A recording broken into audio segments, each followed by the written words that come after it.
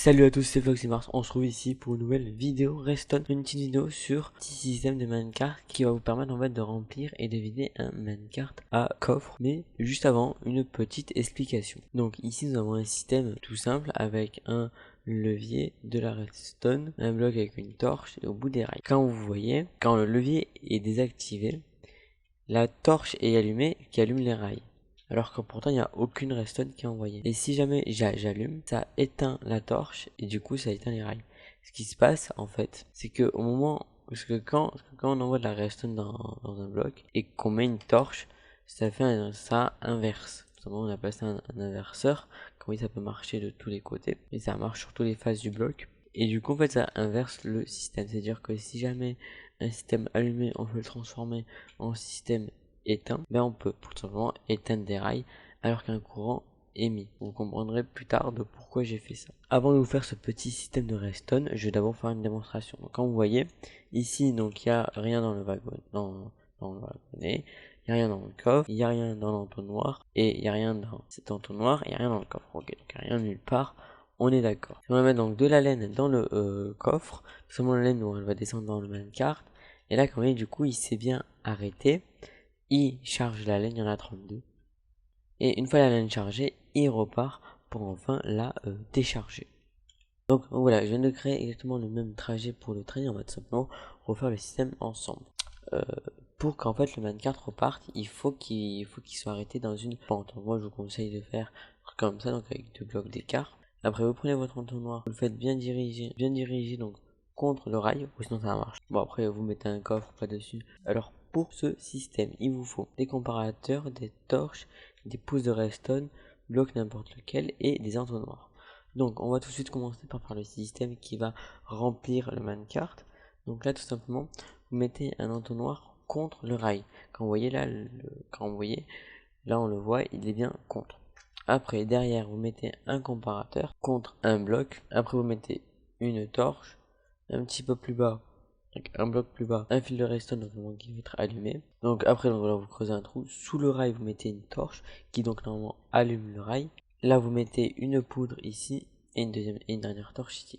Donc normalement votre rail doit être allumé. Donc après vous mettez bien 2 fils de redstone là juste en dessous de la torche. Et au moment où vous mettez quelque chose dans l'entonnoir, votre rail doit s'éteindre. Donc ça, c'est le système pour tout simplement remplir le minecart. Et on va passer au système. Et maintenant, on va passer au système pour vider le minecart. Donc là, c'est un peu différent. Parce que là, en fait, on va mettre l'entonnoir par contre, mais sous le rail.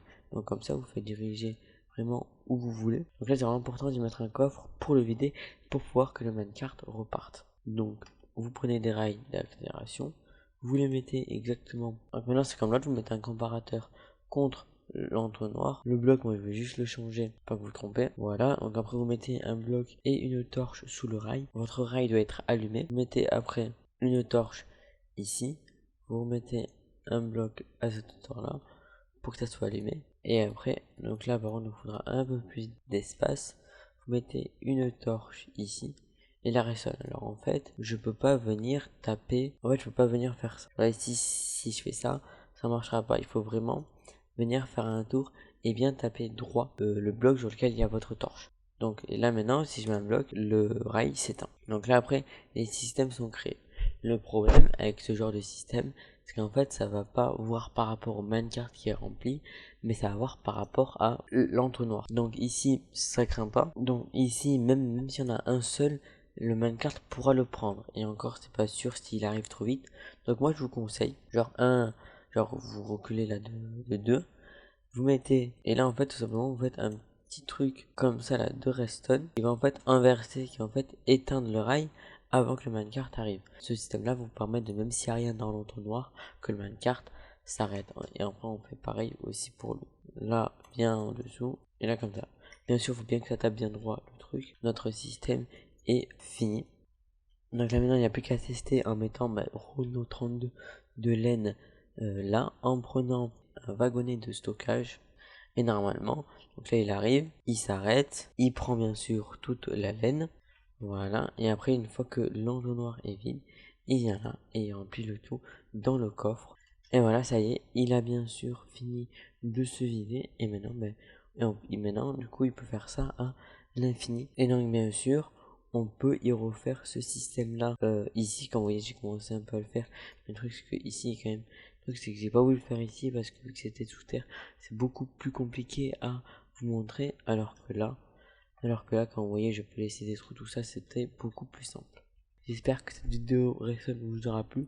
N'hésitez pas à vous abonner, à mettre le pouce bleu. Et surtout, moi, je vous dis bis. À la prochaine pour une nouvelle vidéo.